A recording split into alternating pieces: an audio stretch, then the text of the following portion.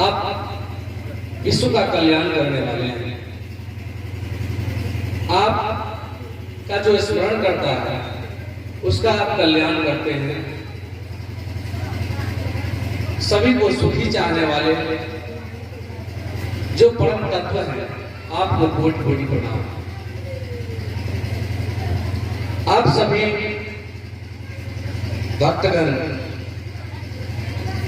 लगातार 7 दिन से कथा सुने हैं, भगवान नाम का स्मरण कीर्तन किए हैं। सभी का एक ही लक्ष्य है, उस परम तत्व को प्राप्त करना।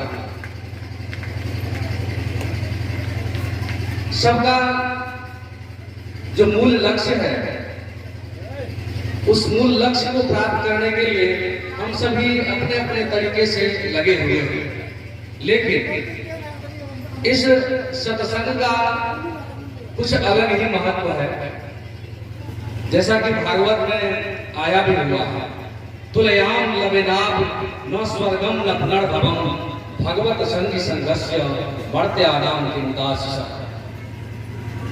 इस सत्संग का जो एक लव अंश है, लव कहते हैं इस पलक, आंख का जो पलक है उसका 100वां भाग जो होता है वो लव होता है। उस लव मात्र का जो सत्संग का जो हिस्सा है, उसकी तुलना हम स्वर्ग प्राप्ति करने से भी ज्यादा महत्व दिया गया है उस सत्संग का। तो इस सत्संग के माध्यम से जो ज्ञान कथा आप लोगों ने सुनी, उसका अमल करना चाहिए।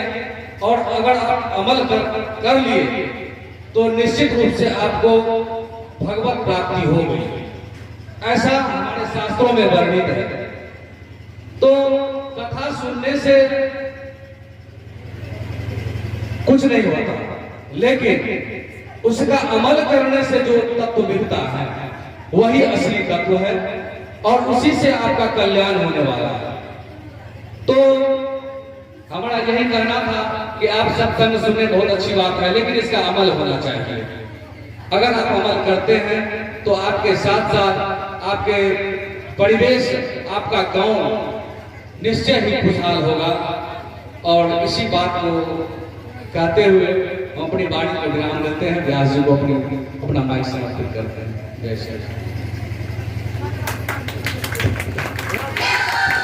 बहुत बहुत सेवा आशीर्वाद हमारे गणेश जी महाराज को।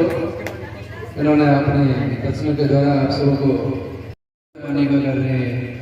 बोलो तारतम वाणी की,